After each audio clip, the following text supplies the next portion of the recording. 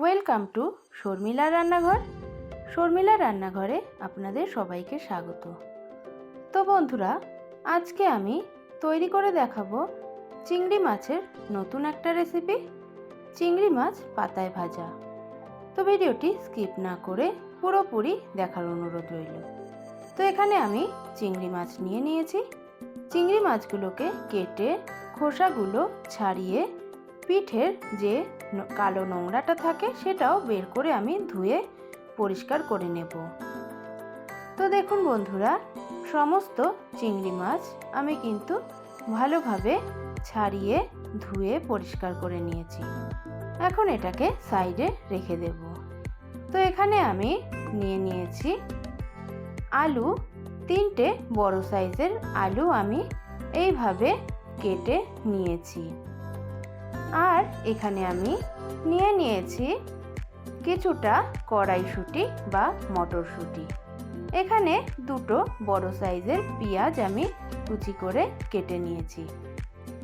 এখন নিয়ে নিলাম এখানে 30 গ্রাম মতো রসুন আছে আর 7 থেকে 8টা শুকনো লঙ্কা। তো ঝালটা আপনারা আপনাদের পছন্দ অনুযায়ী দিয়ে নেবেন। তো এখন এটাকে আমি বেটে নেব। তো আমি শিলনোড়ায় বেটে নিয়েছি। আপনারা কিন্তু চাইলে মিক্সিতেও বেটে নিতে পারেন, কিন্তু শিলনোড়ায় বাটলে এটা খুব ভালো বাটা হয়। তো এখন আমি চিংড়ি মাছগুলোকে নিয়ে নিয়েছি। এখন রসুন আর লঙ্কার পেস্টটা এখন চিংড়ি মাছের মধ্যে আমি দিয়ে দিলাম। এখন আমি অ্যাড করে দেব 1/2 টিএসপি নুন আর দিয়ে দেব হলুদ আমি দিয়ে দিচ্ছি 1/2 টিএসপি। তো এখন আমি অ্যাড করে দেব কাশ্মীরি লঙ্কার গুঁড়ো, এটাও 1/2 টিএসপি আমি দিয়ে দিলাম। এখন 1 টিএসপি আমি সর্ষের তেল দিয়ে দিচ্ছি। সমস্ত কিছু আমি ভালোভাবে মেখে নেব। তো ভালোভাবে মেখে আপনারা যদি 15 মিনিট রেস্টে রাখতে পারেন তো খুবই ভালো হয়। তো এদিকে দেখুন, আমি চিংড়ি মাছগুলোকে আর একটা প্লেটে তুলে নিয়েছি। আর বাদ বাকি যে মশলাটা আছে সেটাকে আমি এখন নিয়ে নিলাম। এখন এই মশলার মধ্যেই আমি যে আলুটা কেটে রেখেছি সেটা এখানে অ্যাড করে দিলাম। এখন এর মধ্যে আমি পেঁয়াজ কুচিটাও অ্যাড করে দেব। এখন আমি এর মধ্যে অ্যাড করে দেব 1/2 টিএসপি নুন যেহেতু আগে দেওয়া আছে তাই আমি এখানে অল্প দিলাম। আর 1/4 টিএসপি আমি এখানে হলুদ দিয়ে দিয়েছি। 1 টিবিএসপি সর্ষের তেল আমি এখানে অ্যাড করে দিলাম। এখন সমস্ত কিছু আমি ভালোভাবে হাত দিয়ে একটু মেখে নেব।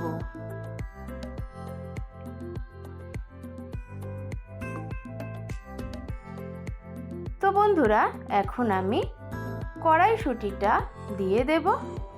দিয়ে আমি আবারও কিন্তু ভালোভাবে সমস্ত উপকরণ মেখে নেব। তো বন্ধুরা, আমার কিন্তু মাখানো হয়ে গেছে। তো এখন একটা প্লেটের উপর আমি একটা কলা পাতা দিয়ে দিলাম। কলা পাতাটার উপরে আমি এখন দিয়ে দেব অল্প একটু সর্ষের তেল। হাতের সাহায্যে আমি সর্ষের তেলটা কলা পাতায় পুরোটা মাখিয়ে নেব। তো দেখুন, আমার মাখানো হয়ে গেছে। এখন মশলা মাখানো চিংড়ি মাছ আমি কলা পাতাটার উপরে সাজিয়ে এইভাবে দিয়ে দেব। তো প্রিয় দর্শক, আপনি যদি আমার চ্যানেলে নতুন বন্ধু হয়ে থাকেন তাহলে আমি বলবো চ্যানেলটিকে সাবস্ক্রাইব করে পাশে থাকবেন আর পাশে থাকা বেল আইকনটি প্রেস করে রাখবেন যাতে আমি কোনো ভিডিও আপলোড দিলেই সর্বপ্রথম আপনার কাছে নোটিফিকেশানটা চলে যায়। তো দেখুন চিংড়ি মাছ আমার সাজানো হয়ে গেছে। এখন যে আলু পেঁয়াজ আমি মেখে রেখেছিলাম সেটাও ওপর থেকে এইভাবে সাজিয়ে দেব। তো দেখুন আমি ভালোভাবে সাজিয়ে নিয়েছি। তো এখন গ্যাসের কাছে চলে আসলাম। গ্যাসে একটা চাটু বসিয়ে নেব, চাটুটা গরম হতে দেব।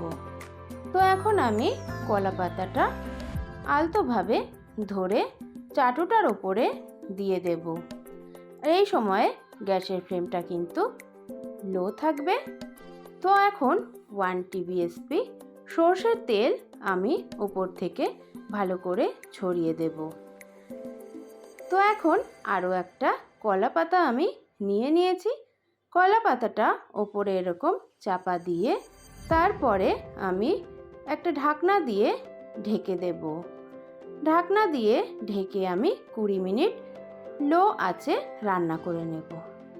তো বন্ধুরা ফিরে আসলাম 20 মিনিট পরে।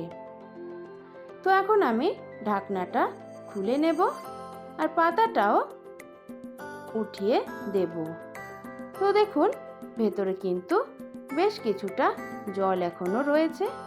তো আমি এখন আরও 5 মিনিট এইভাবে কিন্তু জলটাকে টানিয়ে নেব। তো বন্ধুরা দেখুন আমি কিন্তু আরও একটা পাতা এই দিকে ফ্রাই প্যানে একইভাবে ভেজে নিচ্ছি। তো দেখুন বন্ধুরা আমার কিন্তু জলটা অনেকটা টেনে গেছে। তো এখন আমি পাতাটাকে উল্টে দেব। তো উল্টানোর জন্য আমি এরকম একটা প্লেট নিয়েছি। এখন কলা পাতাটাকে টেনে প্লেটের উপর নামিয়ে নিলাম। তো দেখুন আমি প্লেটের উপর পাতাটা নামিয়ে নিয়েছি। এখন আরও একটা কলা পাতা আমি নিয়ে নেব।